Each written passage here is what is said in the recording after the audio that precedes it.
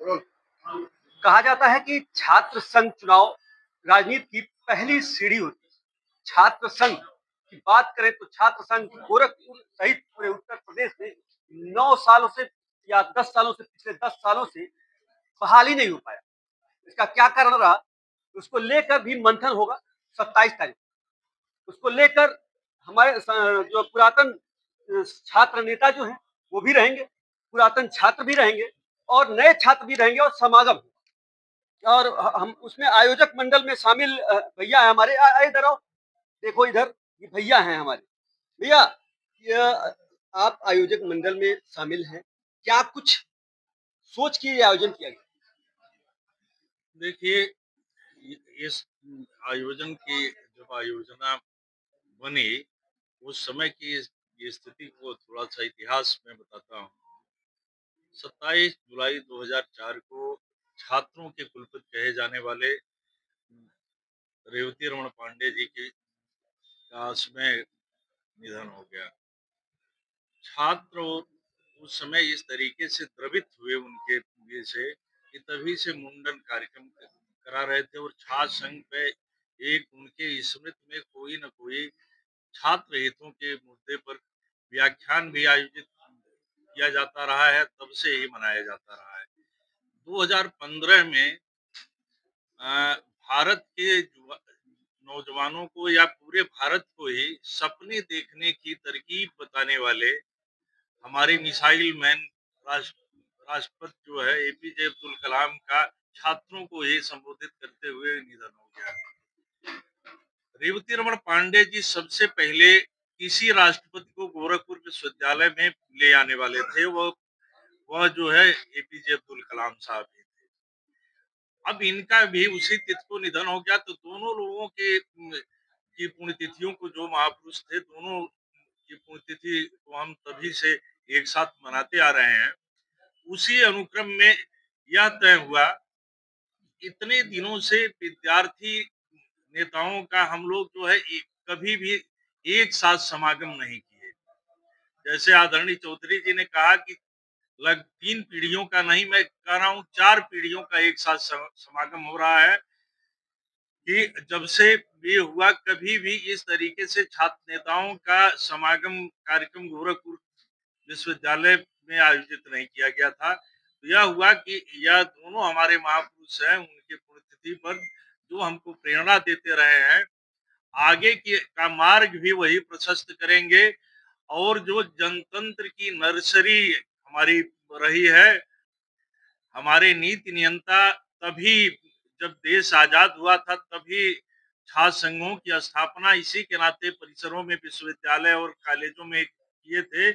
इसके माध्यम से हमारी नौजवान पीढ़ी जनतंत्र के बारे में भी होगी, तैयार होगी, भावी नेता तैयार होंगे। और उस भावी नेता तैयार होने की जो नर्सरी थी उससे आए भी थे अटल बिहारी वाजपेयी, उससे आए थे वीपी सिंह, उससे आए थे चंद्रशेखर जी, उससे आए थे नारायण दत्त तिवारी, उससे आए थे अर्जुन सिंह, उससे आए थे अरुण जेटली। इस तरीके से तमाम वैसे नेता यहाँ, कल्पनाथ राय जी आए थे, अभी महामहिम शिव प्रताप शुक्ल जी है, राजनाथ सिंह जी हैं। इसका मतलब नई पौध लगाने की तैयारी।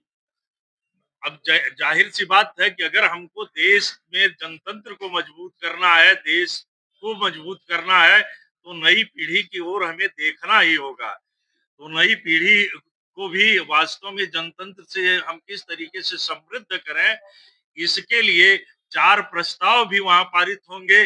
अभी भाई लोग प्रस्ताव पारित होंगे, प्रस्ताव क्या होंगे हम बाद में जानेंगे। फिलहाल अशोक भैया हमारे साथ हैं, छात्र राजनीति को इन्होंने बहुत नजदीक से देखा है। ये जो राजनीति इस समय की जो हो रही है, पहले की राजनीति में कितना अंतर, जमीन आसमान। अब राजनीति नहीं हो रही, व्यापार, राजनीति नहीं व्यापार हो रहा है, ये अशोक भैया कह रहे हैं। सर, आप तो राजनीति से जुड़े हुए हैं, कई बार आपने, अब मैं कहूंगा नहीं, आपके ऊपर आप प्रताड़ना भी झेले हैं आप। पहले की राजनीति और आज की राजनीति में क्या है? पहले की राजनीति जनता के लिए वो पूरी ईमानदारी से होती थी और नेता भी ईमानदार है। आज के जो राजनेता हैं वो राजनीति को ही खत्म कर रहे हैं, धंधे में तब्दील कर दिए हैं। और जो वो आंदोलन था, और इस देश के अंदर एक बहुत बड़ी साजिश हो रही है ईमानदार और जुझारू राजनीति को खत्म करने की। यानी जो कि छात्र संघ विश्वविद्यालय के कैंपस से ईमानदार राजनीति और विश्वविद्यालय से कैंपस से एक मजबूत आवाज निकलती थी, जो इस देश के अंदर ये बंद कर दिया जा गया। कल का जो कार्यक्रम है, जो पूर्व छात्र नेता और वर्तमान छात्र नेताओं का जो समागम होने जा रहा है, कि देश के लिए एक बड़ा संदेश देने जा रहा है। और ये मैसेज है कि देश के अंदर सत्ता और विपक्ष का जो नाटक लोग कर रहे हैं, उनसे एक बड़ा समूह जो जनता के लिए कल भी प्रतिबद्ध था और आज भी प्रतिबद्ध है, वो कल दिखेगा वो ताकत, और एक नया संदेश देश के अंदर दिया जाएगा। एक नया संदेश लेकर एक नई पौध लगाने की तैयारी, क्या कुछ कहना चाहेंगे? नई पौध का ये हमेशा रहा है। छात्र संघ नौजवानों से ही राजनीति शुरू होती थी। छात्र संघ के चुनाव से निकले हुए लोग आगे की राजनीति में आगे जाते थे और उन्हीं लोगों का दबदबा रहता था। जो जिसके बचपन से ही ब्लड में राजनीति रहेगी और यह संघर्ष किया होगा, वही देश चला सकता है। जिसके बचपन से अगर आपने राजनीति सीखी है, वही देश चला सकता है। अभी जो चल रहा है वो लोकतंत्र नहीं, प्रजातंत्र नहीं, क्या कहा जा सकता, क्योंकि छात्र संघ बहाल नहीं हुआ। 9 सालों से उत्तर प्रदेश में छात्र संघ नहीं था, अब छात्र संघ लाने की तैयारी। देखिए, वर्तमान समय में राजनीतिक मूल्यों का क्षरण हुआ है। वो इसलिए हुआ है कि पहले प्रदेश और देश की राजनीति में युवाओं के, छात्र संघ के पदाधिकारियों का एक बड़ा हिस्सा उसमें शिरकत करता था। आज जैसा कि मैंने अपने उसमें भी कहा कि राजनीति का व्यवसायीकरण हो गया है। राजनीति कारपोरेट सेक्टर के लोग इस समय राजनीति पे हावी हैं और आम जनता का वो प्रतिनिधित्व नहीं करते। कल के इससे ये मैसेज जाएगा कि नहीं, लोकतंत्र में जो है आम जनता को का प्रतिनिधित्व होना चाहिए, न कि कारपोरेट सेक्टर।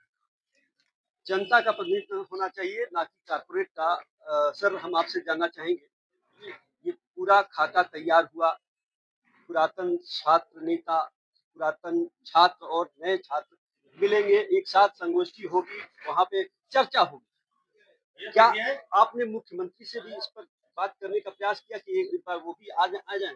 हमारे बीच के कई पूर्व पदाधिकारीगण, वर्तमान छात्र नेता माननीय मुख्यमंत्री जी से मिले थे। इस पर काफी चर्चा हुई। उन लोगों ने कहा कि माननीय मुख्यमंत्री जी, हर तरह के संघ है इस देश में, यही विश्वविद्यालय में शिक्षक संघ है, कर्मचारी संघ है, तो छात्र संघ क्यों नहीं होगा?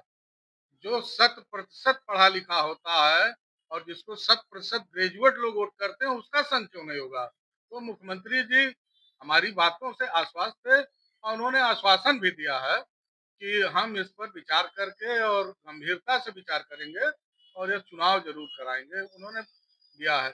और मैं कहता हूं कि जो छात्र नेता होता है, वह जब इस नर्सरी से जाता है तैयार होके, उसके अंदर एक जज्बा होता है काम करने का। वह जानता है, नीचे से जाता है तो वह सदन में, विधानसभा में, लोकसभा में नौजवानों के रोजगार की बात करता है, छात्रों के रोजगार की बात करता है, तमाम ऐसे विषय की पढ़ाई करवाना चाहता है कि जिससे यहाँ के नौजवान पढ़ लिख के देश और विदेश जाएं। तो इस तरह की सोच होती है। चुनाव इसलिए बंद करा दिया गया कि कुछ माफिया तरह के लोग जो अपनी जान बचाने के लिए राजनीति में आ जाते हैं, कुछ धन माफिया जो होते हैं, वो अपना धन बचाने के लिए कि तमाम वित्तीय संस्थाओं से हम बचे रहे, तो ऐसे लोग राजनीति में आ गए हैं और उन्होंने ही कुठाराघात किया है कि छात्र राजनीति बंद हो, क्योंकि छात्र नेताओं को प्रथम स्थान दिया जाता था हर जगह। तो इन लोगों ने संकीर्ण मानसिकता करके यह छात्र संघ के चुनाव बंद कराए। हम सभी को लगता है और शासन प्रशासन भी इच्छुक है। माननीय मुख्यमंत्री जी को भी हम लोग की बातें समझ में आई है। हमें उम्मीद है कि जल्दी छात्र संघ के चुनाव होंगे। हम संतोष मणि त्रिपाठी जी के पास पहुंचे हैं। इन्होंने भी राजनीति विश्वविद्यालय की है। अब जो नए युवक हैं, नए छात्र हैं, छात्र नेता हैं, उनको क्या कहना चाहेंगे? देखिए, नए छात्र नेता अपना कार्य कर रहे हैं। बस आवश्यकता है कि पुराने और नए का समागम बना के चलने की, पुराने के संघर्षों से उनको सीख लेने की। वो अपनी परिपाटी से चल रहे हैं, लेकिन उनकी परिपाटी में संशोधन करने की और दोनों पीढ़ियों को, तीनों पीढ़ियों को मिला के चलने की, क्योंकि बिना इनके मिले छात्र संघ चुनाव होना संभव नहीं है। छात्र नेता जहां भी रहता है हर अन्याय का मुकाबला करता है, उसका विरोध करता है। इसीलिए छात्र संघ चुनाव को बंद कर दिया गया। कुछ लोगों के षड्यंत्र से इसको बंद किया गया, क्योंकि छात्र नेता कभी कहीं दबता नहीं है, कहीं भ्रष्टाचार देख नहीं सकता, अन्याय देख नहीं सकता। वो हर जगह लड़ने का मादा रखता है। वो सदन के किसी भी कोने में जाता है, किसी भी सदन में जाता है, चाहे उच्च सदन में चाहे निम्न सदन में, वो अपनी बात मुखरता से रखता है। उसको दबाया नहीं जा सकता है, चाहे धन से, चाहे बल से, चाहे किसी भी प्रयास से उसको दबाना असंभव है। छात्र छात्र नेताओं को दबाना असंभव है। क्या कुछ कहना चाहेंगे इस समागम के बारे में? देखिए, यह समागम जो है पूर्वांचल ही नहीं, पूरे उत्तर प्रदेश में एक नया दिशा और दशा नौजवानों के लिए तय करेगा। राजनीति दो तरफ से होती है, एक तलवा चाट के और एक तलवा घिस के। वर्तमान में हम सब लोग तलवा घिस के राजनीति किए हैं, लेकिन वर्तमान की जो परिपाटी चली है, धन पशु गुंडा माफिया और बहुत सारे लोग तलवा चाट के राजनीति कर रहे हैं। और इसकी दशा आप देख रहे हैं, केवल और केवल पूरे उत्तर प्रदेश की बात करिए तो नाली खड़ंजा और सड़क की ही बात होती है। क्या यही विकास है? समाज में कहीं विकास दिखाई नहीं दे रहा है। जो मौलिक चीजें हैं, नौजवान को आगे आना चाहिए, हर क्षेत्र में आगे आना चाहिए, लेकिन न नौजवान को आप बिजनेस में आगे बढ़ने दे रहा है, न राजनीति में आगे बढ़ रहे हैं। और राजनेता तो कभी चाहा ही नहीं कि छात्र नेता आगे बढ़े। क्यों? छात्र नेता कभी भी गलत गतिविधियों के विरुद्ध हमेशा निर्णायक संघर्ष किया है और करेगा। निर्णायक संघर्ष किया है और करता रहेगा। बिना भैया, हम आपसे आपके शब्दों में जानना चाहेंगे, क्योंकि आपकी शायरी बड़ा लाजवाब होती है। अंत में आपके पास आए, क्या कुछ कहना चाहेंगे इस समागम में? अगर राज्य की विधानसभाओं में चुनाव न हो तो अराजकता फैलेगी। यदि संसद के चुनाव न हो तो पूरे देश में अराजकता फैलेगी। ऐसे ही अगर विश्वविद्यालय में छात्र संघ के चुनाव न हो तो स्वाभाविक है कि अराजकता फैलेगी। देखिए, ये जो देश है ये लोकतंत्र का जनक है। जब हम अपने वैदिक ग्रंथों को पढ़ते हैं तो उसमें लिखा है किंचित देशे राज्याधीना किंचित गणाधीना। गण का मतलब है डेमोक्रेसी। इस देश ने लोकतंत्र को पैदा किया है। लोकतंत्र वह व्यवस्था है जो सबको समान अवसर दिलाती है। यदि नौजवानों को नेतृत्व का जो नैसर्गिक गुण उनमें है उसको प्रकट करने का अवसर नहीं मिलेगा तो नौजवान, ये निश्चित है कि वो अपनी रचनात्मकता छोड़कर विखंडनात्मकता की तरफ जाएगा। अगर देश को सिरमौर बनाना है दुनिया का तो नौजवानों में विश्वास व्यक्त करना पड़ेगा। अगर हम विश्वविद्यालयों, महाविद्यालयों और शिक्षा संस्थानों में छात्र संघों के चुनाव यह करके रोकते हैं कि वहाँ अराजकता फैलती है, वहाँ अपराध होता है, तो ये सरकार की विफलता है। आप लोकसभाओं, विधानसभाओं में देखिए, गुंडे, अपराधी और संगीन धाराओं में लिप्त अपराधी आपको दिखाई पड़ेंगे। तो ये समाज है, अगर अच्छे लोग भी हैं तो बुरे लोग भी हैं। इस समागम का तात्पर्य क्या है? इस समागम का तात्पर्य है कि जो लोकतंत्र में आस्था रखने वाले नौजवानों की पीढ़ी है वो एक मंच पर आए, देश को दिशा देने का काम करे। डॉक्टर लोहिया जेपी अपने दौर में नौजवानों का प्रतिनिधित्व करते थे और उन्होंने देश को नई दिशा दी, राजनीति को नया आयाम दिया। आज के नौजवानों में भी लोहिया और जयप्रकाश की क्षमता है, लेकिन राजनीति में कुछ ऐसे जालिम लोग स्थापित हो गए हैं जो नौजवानों को अवसर नहीं दे रहे हैं। नौजवानों को अपने अवसरों को प्राप्त करने के लिए संघर्ष का मार्ग अख्तियार करना पड़ेगा। गोरखपुर का ये समागम उस संघर्ष की शुरुआत है। छात्र संघ कायम होगा, कायम होगा, कायम होगा। चुनाव होंगे, होंगे, होंगे। छात्र संघ कायम होगा। हमारे साथ गौर जी हैं। गौर जी, ये बताइए कि आपने छात्र राजनीति में छात्रों के लिए लड़ाई लड़ी, हमने खुद आपको कवर किया है कई बार। इस संगोष्ठी से क्या कुछ निकल के आने वाला है? देखिए, पहले तो मैं आपको बताऊं कि मैं प्रतिनिधि मंडल है हम लोगों का, जो ये राष्ट्रीय समागम, राष्ट्रीय संगोष्ठी का आयोजन किया है, मैं कोटिशत धन्यवाद देना चाहता हूँ। कई पीढ़ियों का संगम है। 27 जुलाई को गोरखपुर की धरती पे छात्रताओं की तमाम पीढ़ियां आने वाली है।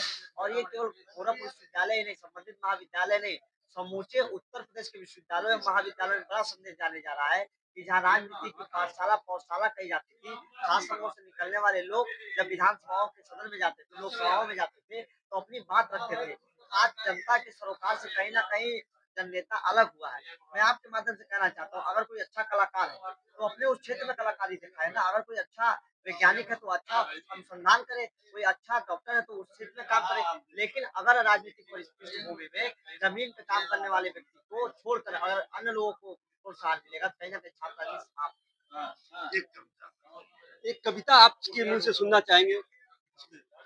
देखिए, ये जो छात्रों का छात्र नेताओं का समागम प्रस्तावित है, इस छात्र समागम की प्रासंगिकता तभी सिद्ध होगी जब आम लोगों को भी इसका समर्थन मिलेगा। छात्र संघ से निकले हुए लोग योग्यता से भरे हुए लोग हैं, अवसर नहीं मिल पाने के कारण उपेक्षित हैं। इस नदी की धार से ठंडी हवा आती तो है, नाव जर्जर ही सही लहरों से टकराती तो है। एक चिंगारी कहीं से ढूंढ लाओ दोस्तों, इस दिए में तेल से भींगी हुई बाती तो है, इस दिए में तेल से भींगी हुई बाती तो है। ये छात्र संघ में उम्मीदें भरी पड़ी हैं, लेकिन उपेक्षा के कारण नौजवानों को अवसर नहीं मिल रहे हैं। यह आंदोलन उन्हें अवसर दिलाएगा। अवसर मिलना तय है। छात्र संघ के चुनाव होंगे और देश के इतिहास की नई इबारत लिखी जानी तय है। देश के इतिहास की नई इबारत लिखी जाएगी। 27 तारीख को राष्ट्रीय संगोष्ठी के बाद हमें लगता है कि इस बार छात्र संघ चुनाव पूरे उत्तर प्रदेश में होगा, और ऐसे जो राष्ट्रीय संगोष्ठी उत्तर प्रदेश में पहली बार हो रही है, जहां पर 3 पीढ़ियां एक साथ आएंगी और समागम होगा। उन समागम देखने लायक होगा। क्या कुछ होगा, छात्र राजनीति का एक नया हिस्सा देखने को मिलेगा। हिंदी लाइव के लिए सतीश शुक्ला, गोरखपुर।